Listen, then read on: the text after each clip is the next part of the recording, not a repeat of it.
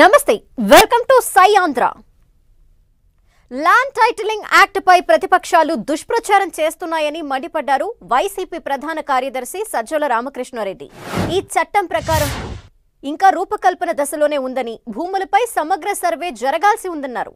Land titling act ని తాము తయారు చేయలేదని, ఇది 2014-2019 మధ్య ల్యాండ్ గ్రాబింగ్ జరిగిందని సజ్జల స్పష్టం చేశారు. సాదా బైనామా పేరుతో ఓ పేపర్ ని క్రియేట్ చేసి భూములు లాక్కున్నారని, సిఆర్డీఏ పరిధిలోని అసైన్డ్ భూములను డీమ్యూటేషన్ పేరుతో కాజేశారని సజ్జల ఆరోపించారు. ల్యాండ్ గ్రాబింగ్ కి చెక్ పెట్టేందుకు ల్యాండ్ టైటిలింగ్ యాక్ట్ ఉంటుందని, ఇది అమలు కావాలంటే ఇంకా 3 ఏళ్ల సమయం పడుతుందని సజ్జల తెలిపారు.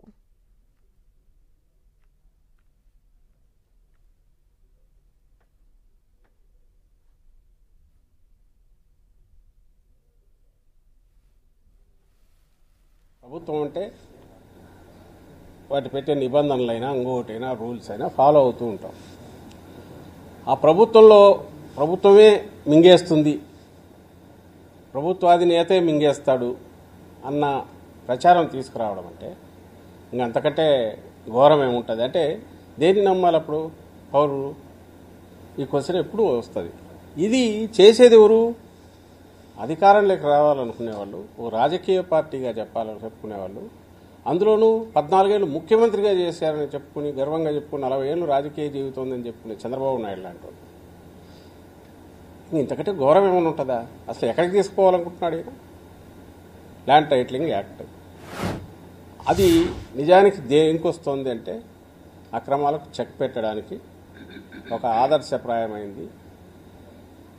ఒక కంక్లూజివ్గా మన ఆస్తి ఏదైనా ఉంటే దాని మీద ఎవడి కన్ను పడకుండా, పడినా ఒక భద్రత దాని చుట్టూ ఉండి ప్రభుత్వమే గ్యారెంటీ వచ్చే రకంగా ఒక ఆదర్శప్రాయమైన ఒక చట్టం తయారయ్యే ప్రాసెస్లో ఉంది.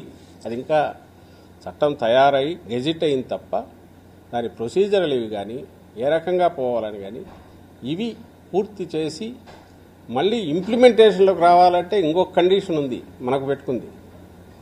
సమగ్ర భూ సర్వే జరగాల. మనము ఇన్నాళ్ళు జరుగుతూ వచ్చింది పేపర్ డాక్యుమెంట్ మీద బేస్ చేసుకొని ఆస్తి వ్యవహారాలు నడుస్తుంటే, అంటే ల్యాండ్ ఉంటుందో ఉండదో సంబంధంలా డాక్యుమెంట్లో ఉంటుంది. ఫలానా రామకృష్ణారెడ్డికి ఇన్ని ఎకరాల భూమి ఉంటుందని, అలా లేకపోయినా కూడా డాక్యుమెంట్ ఉండొచ్చు, లేదా అందులో తేడాలు ఉండొచ్చు.